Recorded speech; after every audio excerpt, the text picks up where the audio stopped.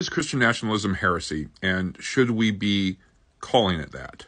Heresy is not a word that I like to throw around lightly.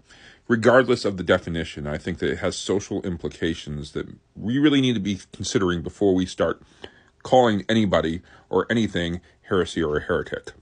That being said, there's a difference between how we in the church and Christianity define heresy and how everybody else in society views and defines heresy.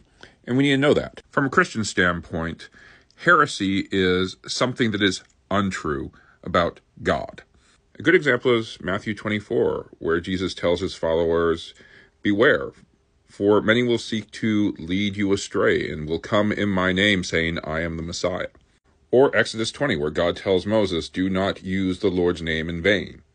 When we use God's name to do things that are not God's will, that is how we within a Christian standpoint would define heresy. But as you see in this comment, we don't always use that term carefully. For instance, not every evangelical is a Christian nationalist. And when we look at the dictionary definition of the word heresy, we see that how you define what heresy is really depends on where you're standing.